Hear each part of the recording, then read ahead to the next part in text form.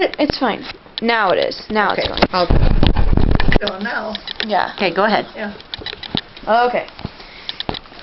Okay, so basically start out like what did you hold on.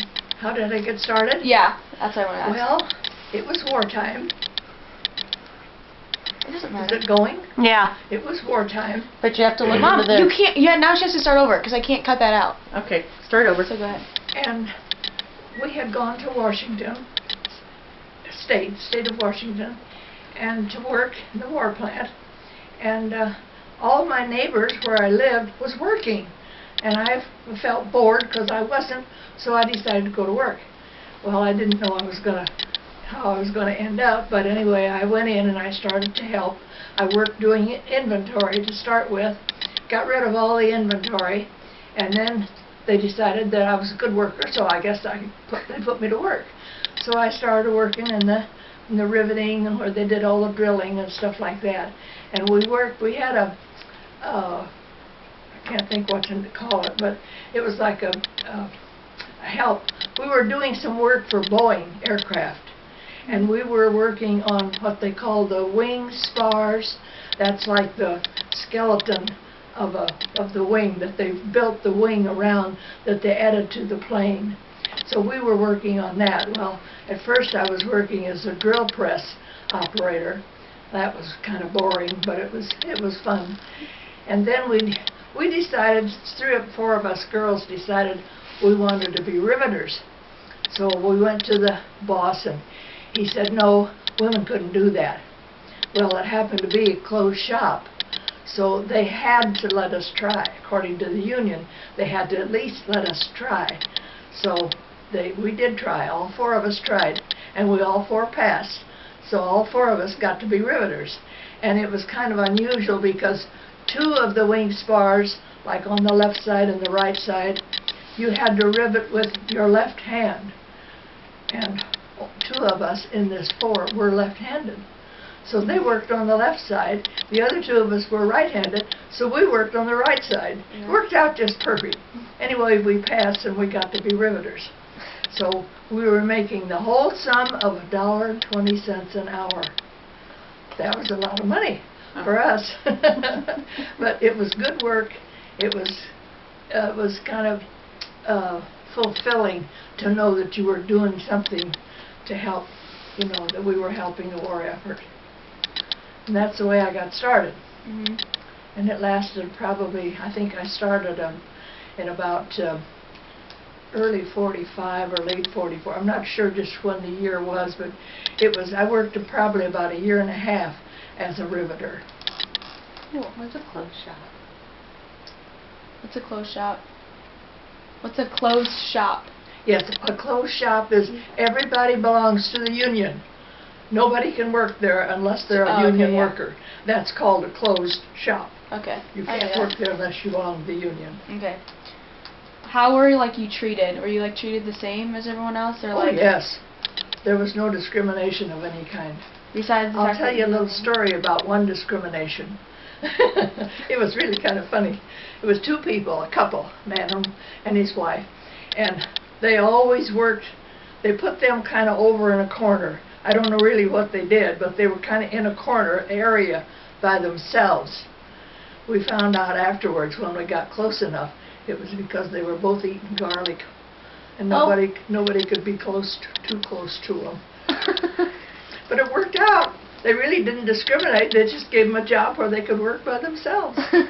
Well, you were discriminated against, sort of, because you were a woman, and they wouldn't let you be a riveter unless... Oh, well, that was because of strength. See, they had A riveters and B riveters, and we were B riveters, and you didn't rivet anything over 1/4 of an inch. But when you got up to the half and the full inch, that was the men, because the guns that you used to rivet with were heavier. What is a rivet? I don't know what that is. A rivet is a little thing about, in diameter, would be like about your little finger. That was about the biggest riveter we had. And it was probably about anywhere from 1/4 inch to maybe a 1/2 inch long. And it was rounded on one side and flat on the other. just perfectly flat, and you had a hole. Then the object you were working on, there was a little hole there, and you knew what the size of that hole was, so you used the size rivet that would fit in that hole. Gotcha. Well, it went through the hole, but then, you know, what are you going to do on the other side? So we had, each one of us had what they called a bucker, B-U-C-K-E-R, bucker. And she had a bar, a heavy bar, like, I don't think it was iron, I think they were heavy, kind of like a iron bar, but you couldn't bend it or break it or dent it or anything like that. So she would stand on the other side of this rivet that you stuck in the hole. She would stand there with this bar against the rivet, and you had a gun, and when you turned that on, it shook like this, and it pushed that rivet into that bar and flattened it out so that there wasn't any chance of it coming unscrewed or anything like that, see. It was a flat piece, and it just kind of folded out. And what did it do? It held the rivet. In other words, it was like you're screwing something together. Oh. There was pieces there that you had to have.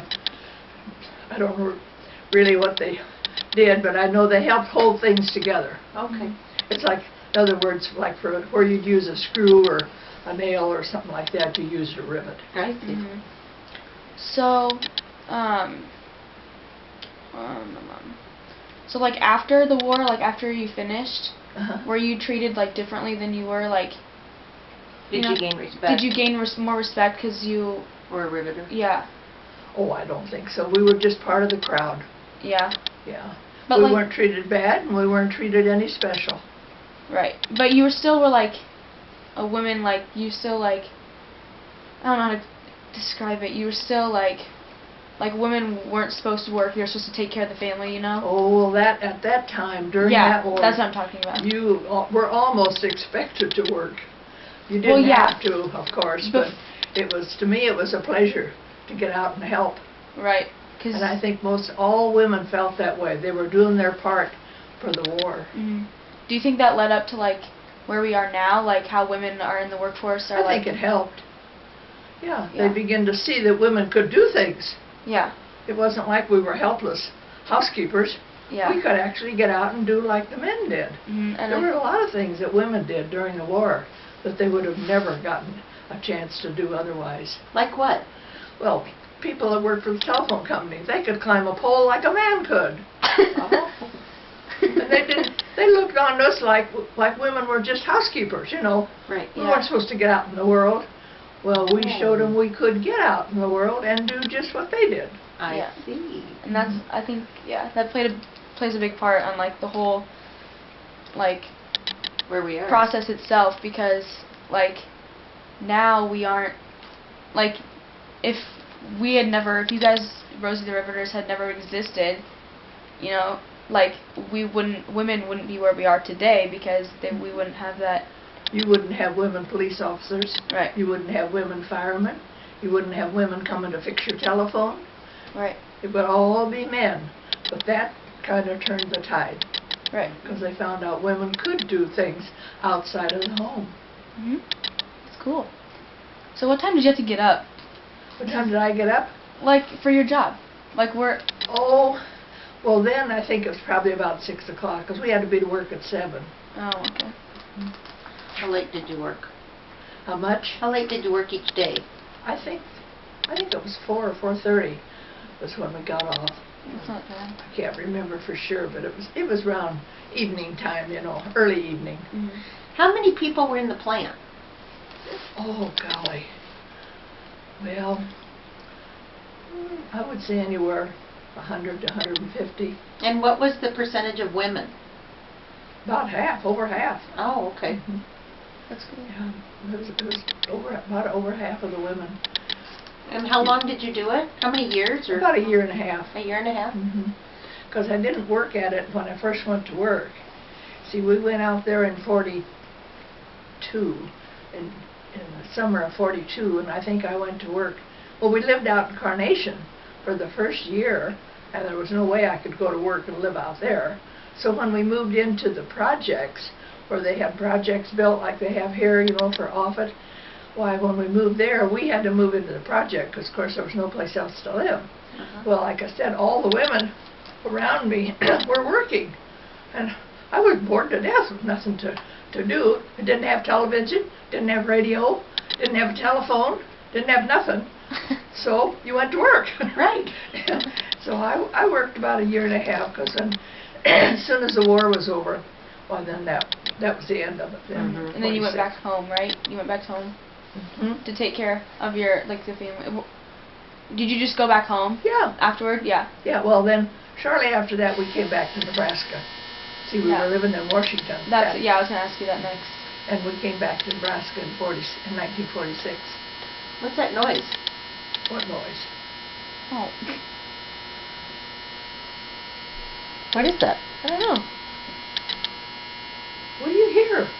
A buzz. See me. All right, go ahead, sir. Oh, I know what it is. No, just leave that there. Just leave it Okay. on. It's fine. I can cut it. There you go. There we go. I was going to say this. There we go. I was going to say that noise was so That loud. thing's still going? Yeah. I can cut the video, Grandma. I can Oh. upload it, and I can just cut it. Okay. So. Well, anyway, I was cooking rice. I know. And it was done. I thought, Buzz, what Buzz? Okay. So what else you want to know? Yeah, so you were living in Washington? Washington, state of Washington. So, yeah, okay. Who were you living with? We was living by ourselves in a house. Who? Who? My husband and my 2 kids. I didn't know. Yeah, my husband, I had 2 kids. One was, I know who your one kids was are. about 10, the other one was about 6. And the one that was about 6 was... My grandma. Your grandma. I know. I know that one. And the other one, Yeah. Of Uncle Gary. yeah. Okay. I know that. Mhm. Okay. Well, I don't think I have anything else. What do you remember most about... What do you remember most about being out in Washington and being a riveter? Tell us about one of your, like, what's your most... Memorable experience. Your most memorable experience of working in the plant. Well, that was the time when everything was, you couldn't get in everything, what do they call it, everything was rationed. Yeah. Ration, Yeah. whatever. And you had ration books, Yeah. whatever you want to call them. So everything you bought almost had to have a ration ticket, whether it was butter, or bananas, or toilet paper, or cigarettes. You were only allowed so many. Yeah. And you know, at that time, in fact, I never did smoke. And I was a very popular person during the war because I could buy cigarettes and give them to whoever needed them. I bought them for them. I didn't pay for them. Oh. So yeah, well, you don't smoke. Would you buy me cigarettes? I was buying cigarettes all the time. I could use all my ration stamps for cigarettes so I could give them away. Oh. That's smart, though. Yeah, when they found out you didn't use them, boy, you were popular because somebody wanted to use them. I see. What about war bonds? Did you buy any war bonds? Oh, I bought oodles of war bonds. Yeah, I did. How many would you say? Well, I think I had several $1,000s worth of them. Holy cow. And that was one way I got to come back home, was Yeah. through my war bonds. Because my husband was kind of a, well, he wasn't very thrifty, we'll say that. Mhm. If he had money, he liked to spend it. Yeah. And if I had money, I liked to save it. Mhm. So we didn't get along too well in that category. But anyway, so when we got ready to come back to Nebraska, we didn't have a lot of money, but I had those war bonds. Yeah. And of course you had to save them. I think you had to have them 60 days before you could cash them in. Mhm. But you could cash them in after 60 days. Most of them I didn't cash in, I kept them. But when we came back to Nebraska, we didn't have a lot of money. Mhm. So we brought a fellow with us that was going to get off in Montana, Mhm. because we drove back. And he was going to get off in Montana, and he was supposed to help pay for the trip. Well, we had a little misunderstanding in Montana someplace, and he went his way and we started on ours. So naturally, we began to run out of money. Yeah. So when we got to North Platte, we were broke. We didn't have money for gas, food, or nothing. So we had to sit in North Platte until after 9 o'clock when the banks opened, so we could cash in one of our war bonds in order to get gas and groceries to come home. Oh my goodness. So that's how you got home, basically. That's how you got home, how basically. I got home. Yeah. I'll be darned. It's crazy. We drove in the evening. It was probably about 4 or 5 o'clock, and we went to my husband's brother. You remember May and Clyde? Uh-huh.